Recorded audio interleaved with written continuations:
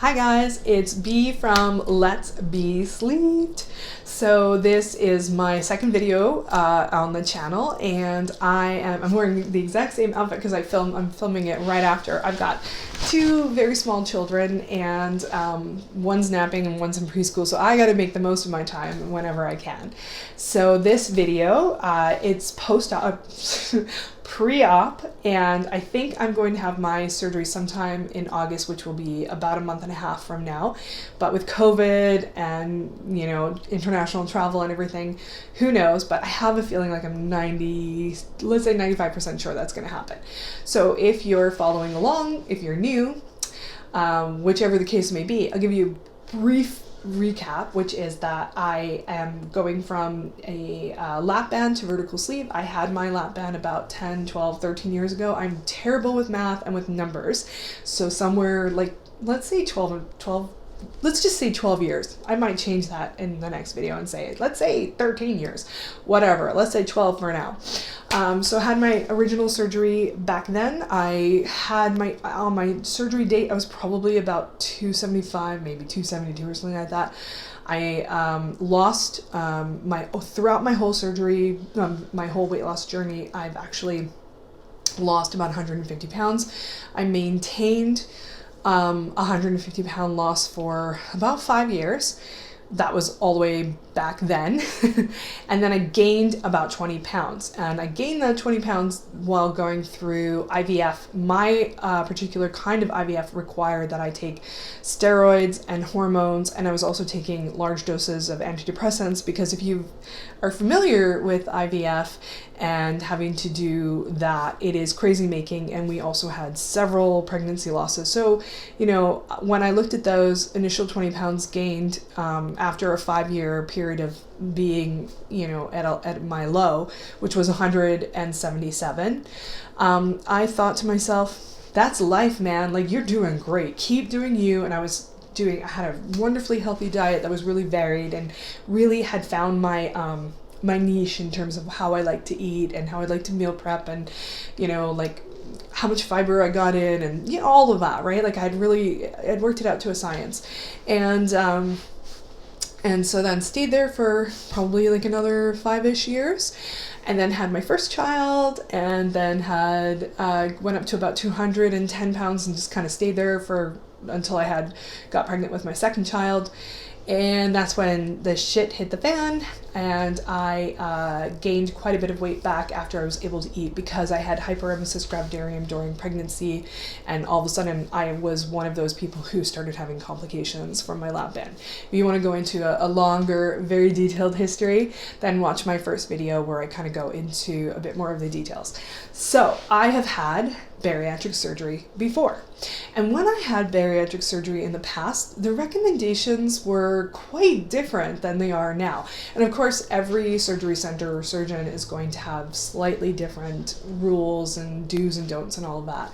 For me, during my first surgery, and at the time, like the diet culture of the time was low carb. I had to stop the video to let my dog in. I love him to death, but he is an asshole. He is dumb, and he will probably bark at nothing throughout this video. So when you hear like random big macho sounds, just know he is not big or macho, and I apologize in advance. So anyway, so back then it was all low carb, and it was like very much like it was a heyday of like fake food. Like, why eat real food when you can eat this with like 8 million kinds of, you know, chemicals and sucraloses, and, you know, like kill your microbiome. That's fine.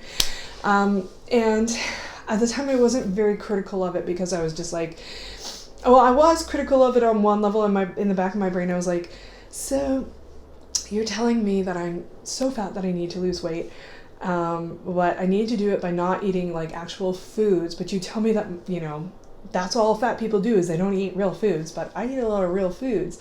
And now you're telling me to eat these fake foods and to basically live off of like these protein shakes with like, they're not even based on like whey protein, you know, like it's not even like real protein. You're eating like the fakest of the fake. So back then those were the recommendations. My pre-op diet was 2 protein shakes a day with like the fake sugars and the fake this, that, and the other. and a lean cuisine for dinner. So healthy. So and like I just took it all with a grain of salt. And I kind of felt like these are the hoops I'm jumping through. Eventually, when I get further down the road, I'll figure out like how to live with this for the long term, but I'm going to follow their directions, because God forbid you spend all this money and you don't lose any weight, and because you thought you were a dietitian or something like that. So, but at the same time, I do advocate for a critical lens. So back then it was all about the fake food. This time, knowing I'm older, somewhat wiser, and the biggest thing is, like, as you get older, you just listen to your own common sense and your gut. Like, I've seen so many food trends and fads go through so many different permutations. When I was a kid, it was, low fat, da-da-da-da-da. Now everyone's stuffing avocados in their faces and living like carnivores. Whatever, I'm just going to be following common sense. But I'm going to do their pre-op diet and even the first part of the post-op diet to the letter. Because again, I don't, the most, you'll always lose the most amount of weight 6 months to a year out from surgery. And then after that, you'll start to see the effectiveness towards weight loss starting to go down. Because again, your body is going to adapt. So I'll follow all of their rules and I'll do all of that. In my case, they're still working on a bit of a pre-op diet, but it's going to be 3 weeks of liquids.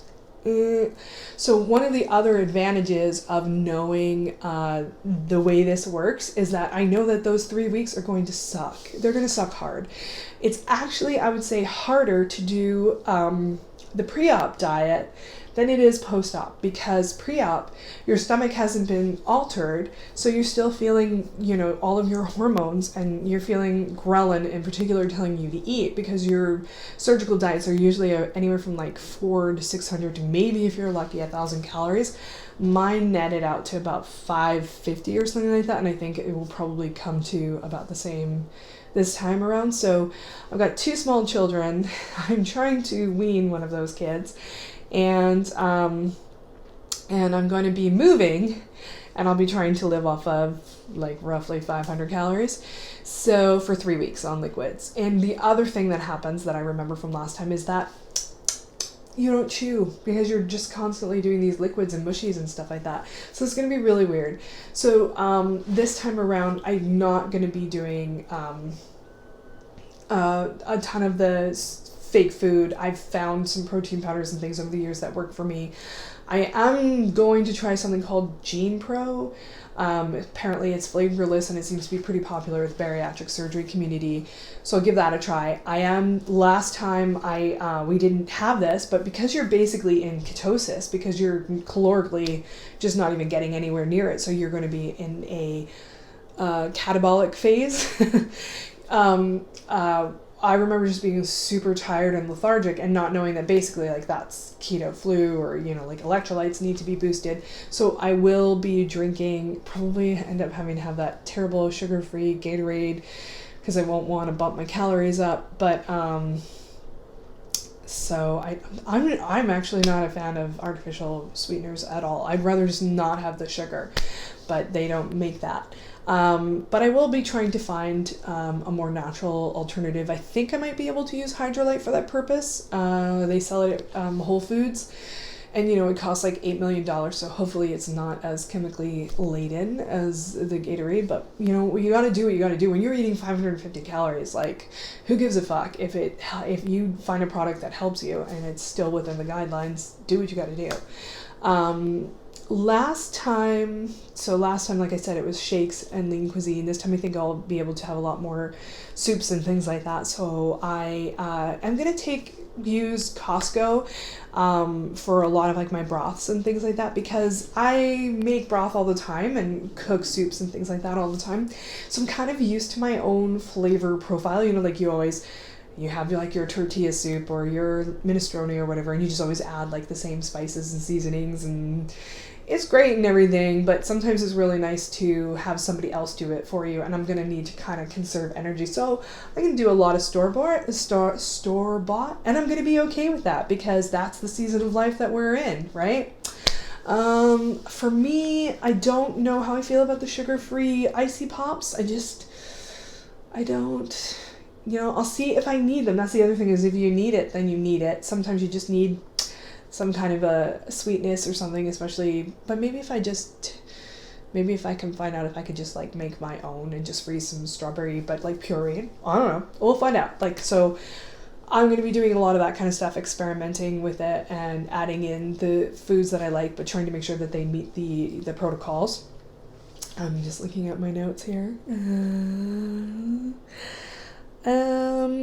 So what I'm going to do, in speaking of like, it's a season of life and you got to do what you got to do, I'm going to start the process. I'm going to kind of approach this as 2 phases, because I haven't really been hardcore dieting in 2 years. I'm actually kind of out of practice. I tried some keto stuff and I hate keto. I would rather have surgery than live on keto for the rest of my life. Hate it. So I'm out of practice with the dieting. So what I'm going to do for like my phase 1 is I'm actually going to use a very similar approach to what I used pre-op all those many, many moons ago. And I'm just going to do 2 shakes a day, some salads though, because I think we need vegetables, and then a lean cuisine. And the reason why I'm doing that is not because I think that that is a great nutritional idea or that I really love lean cuisine. I don't. It's because I need to start getting used to being in diet mode, and I need to kind of mentally prepare myself for having mostly liquids at during that 3-week pre-op phase, and then post-op, I'm not sure how long they'll keep me on liquids, but because I'm going from a band to a sleeve, I have slightly different requirements, and I want to reduce inflammation and make surgery as easy as possible for them and for myself. So I want to kind of ease my way into this 3-week liquid diet by getting that regimented mentality back, and slowly, making 2 meals liquids instead of all 3, and in a sense, like, again, so I've talked about it in my first video, I'm looking at weight loss surgery and weight loss and everything in a nuanced way, and like, even eating lean cuisine, is it a real food? I don't know, like, it is real and everything, and it's frozen, but it's diet food, right? And so, in a sense, like, that big sigh for me was like my heart saying, I don't like diet food, it's gross. But that at the same time, when you're engaging on a weight loss journey, and in particular spending all this money on weight loss surgery, a lot of the joy goes out of eating. It becomes eating what to eat, what not to eat, when to eat it, becomes like a full-time job. So for me, I am mentally preparing myself as much as physically preparing myself for the monotony and the idea that I won't really get to choose what I want to eat anymore. So if I'm hungry at lunch post-surgery and I'm really craving a peanut butter and jelly sandwich, like a good old-fashioned peanut butter and jelly sandwich like I ate as a kid, I can't really eat that with the sleeve. Just as with the lap band, you're not supposed to be eating large amounts of bread. If the sleeve is anything like the lap band, it's because you'll be vomiting for hours afterwards, and it's just not worth it. The lap band made it completely impossible to eat things like pastas and bread, and I even still chuck if I have too much of either of those. And as for peanut butter, you make your own decisions as you go along. I decided to start eating peanut butter, and I never look back, and I think eating natural, healthy foods that are nutrient dense it should be fine. And if your surgeon or your dietitian is giving you shit for it, I think maybe you need to do some research and put it back to them and say, so you're telling me to eat lean cuisine for the rest of my life and protein shakes. Like, I think we need to start questioning the information that we're given and using common sense in our gut. But at the same time, again, a peanut butter and jelly sandwich from your childhood is not going to be something that you're ever going to be able to eat again that same form. You can find different ways of doing it, but it's not going to be the same post-surgery. And so, kind of in a sense, that me having those lean cuisines is my way of getting my brain into, here we go again. We're going back to that mentality, to the diet mentality of watching everything that you eat and having to modify it, dietify it, what would that be? Healthify it, wellness it, and getting back into that mode. And that's the part, honestly, that kind of sucks about this whole thing, is that It really does alter, if you believe in something like intuitive eating, which I believe is a wonderful tool for some people, but it just doesn't work for me unless I'm willing to accept the fact that I'm a fat person in a fat body and just live in this body, which I'm not. That if you're going to be in a smaller body, you have to make more sacrifices than a smaller person in a smaller body because they are not primed to be as big as you.